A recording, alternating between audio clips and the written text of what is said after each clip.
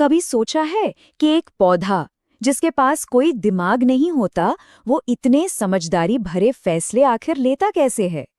ये अपने आप में एक बहुत बड़ा रहस्य है, जिसके पीछे ना एक ऐसा नेटवर्क काम कर रहा है जो हमें दिखाई नहीं देता, लेकिन है बहुत पावरफुल। तो चलिए आज इसी नेटवर्क के अंदर झांक कर देखते हैं। ये सवाल सुनने में तो बहुत सीधा साधा लगता है ना, लेकिन इसका जवाब पौधे के पूरे वजूद की जड़ में है। ये कोई जादू टोना नहीं है, बल्कि एक बहुत ही कह सकते हैं सोफिस्टिकेटेड इंटरनल कम्युनिकेशन सिस्टम है जो हर एक चीज को कंट्रोल करता है। तो इस सवाल का जवाब क्या है? वो है पादप हार्मोन। इनको आप ऐसे समझिए कि ये पौधे की मैनेजमेंट टीम है। ये छोटे छोटे केमिकल मैसेंजर्स हैं जो पौधे के पूरे शरीर में घूमते रहते हैं और हर सेल को बताते हैं कि क्या करना है, कब करना है और कैसे करना है। असली बॉस तो यही है। तो इस मैनेजमेंट टीम में सबसे पहले हम मिलते हैं ग्रोथ प्रोमोटर्स से। ये वो स्पेशलिस्ट हैं जिनका एक ही काम है पौधे को बनाना, उसे बड़ा करना और उसे एक सही आकार देना। सोचिए, ये पौधे के आर्किटेक्ट और कंस्ट्रक्शन वाले लोग हैं। इस ग्रोथ डिपार्टमेंट में 3 मेन खिलाड़ी हैं। पहला है ऑक्सिन, जो पौधे का डिजाइनर है। फिर है जिब्रेलिन, जो चीजों को लंबा करने का मैनेजर है। और तीसरा है साइटोकाइनिन, जो नई कोशिकाएं बनाने का हेड है। चलिए एक एक करके इन तीनों से मिलते हैं। तो सबसे पहले है ऑक्सिन। अगर एक पौधे को हम एक बिल्डिंग की तरह देखें तो ऑक्सिन उसका मेन आर्किटेक्ट है। यही वो मास्टर प्लान बनाता है जिसके हिसाब से पूरा का पूरा पौधा तैयार होता है। और ऑक्सिन का जो ये ब्लूप्रिंट है ना, वो कमाल का है। देखिए, यही पौधे को निर्देश देता है कि ऊपर सूरज की तरफ बढ़ो। इसे कहते हैं एपिकल डोमिनेंस, मतलब ऊपर की तरफ हावी होना। ये पौधे को कहता है कि भाई चौड़ाई में फैलने की बजाय पहले लंबाई पर ध्यान दो। और साथ ही साथ ये नीचे जमीन में जड़ों को फैलाने और पौधे के अंदर पानी और न्यूट्रिएंट्स के लिए पाइपलाइन बिछाने का भी काम करता है। अब आते हैं जिब्रेलिन पर। देखिए, अगर ऑक्सिन आर्किटेक्ट है तो जिब्रेलिन वो कंस्ट्रक्शन मैनेजर है जो ये पक्का करता है कि बिल्डिंग असल में ऊंची बने। इसका मुख्य काम है बढ़ाव। जिब्रेलिन ही तने को तेजी से लंबा करने के लिए जिम्मेदार है, जिससे पौधे में अचानक से ग्रोथ स्पर्ट आता है। और जो सबसे जरूरी काम ये करता है वो है सोए हुए बीजों को जगाना। उन्हें सिग्नल देता है कि अब उगने का टाइम आ गया है।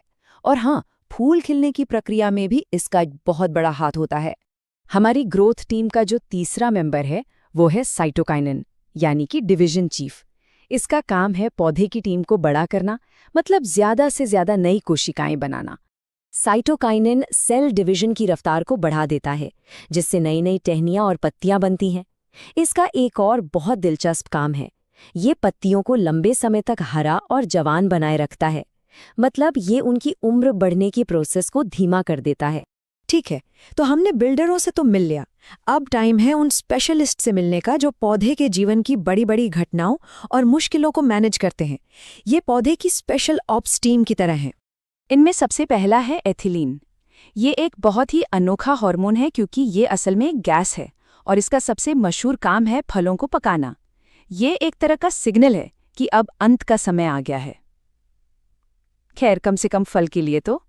ये पूरी प्रक्रिया एक चेन रिएक्शन की तरह काम करती है।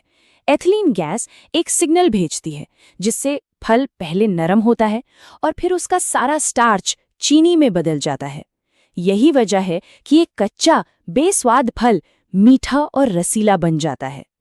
लेकिन इसका काम यहीं खत्म नहीं होता। पतझड़ के मौसम में पत्तियों को गिराने का सिग्नल भी यही देता है। और आखिर में हमारे पास है एब्सिसिक एसिड, या जिसे हम ABA भी कहते हैं। ये पौधे का इमरजेंसी रिस्पॉन्स हेड है। जब भी हालात मुश्किल होते हैं, ABA एक्शन में आ जाता है। इसीलिए इसे स्ट्रेस हार्मोन भी कहा जाता है। चलिए इस स्लाइड पर देखते हैं कि ABA कितना ज़्यादा ज़रूरी है।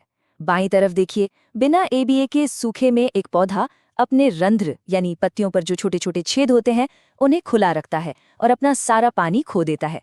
लेकिन दाईं तरफ ABA फौरन इन छेदों को बंद करने का ऑर्डर देता है, जिससे पानी बच जाता है और पौधे के जिंदा रहने के चांस बढ़ जाते हैं। ये मुश्किल वक्त में बीजों को भी अंकुरित होने से रोके रखता है। ये सचमुच में एक लाइफ सेवर है। तो हमने इन सभी हार्मोनों से अलग अलग तो मिल लिया, लेकिन सबसे जरूरी बात ये समझना है कि ये अकेले काम नहीं करते। ये एक बड़े ऑर्केस्ट्रा की तरह हैं जो एक साथ मिलकर एक केमिकल सिम्फनी बजाते हैं। तो सबसे बड़ा सबक ये है कि कोई एक हार्मोन हीरो नहीं है। सब कुछ उनके बैलेंस पर, उनके अनुपात पर निर्भर करता है। जैसा कि यहाँ दिख रहा है, अगर ऑक्सिन ज्यादा हो तो जड़ें बढ़ेंगी, और अगर साइटोकाइनिन ज्यादा हो तो नई टहनियां निकलेंगी। ये सब कुछ संतुलन का खेल है। तो एक बार फटाफट से सब कुछ समेट लेते हैं।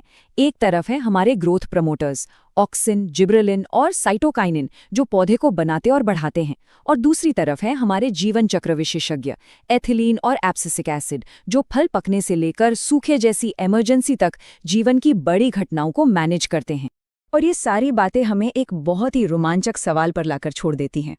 अगर ये हार्मोन पौधे के ऑपरेटिंग सिस्टम, या कह लीजिए उसके सॉफ्टवेयर की तरह हैं, जो उसके हर काम को कंट्रोल करते हैं, तो क्या भविष्य में हम इस कोड को बदल सकते हैं?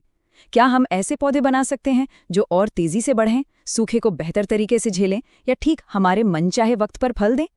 ये सवाल विज्ञान के लिए कई नए दरवाजे खोलता है। एक ऐसा सवाल जो सोचने पर मजबूर करता है।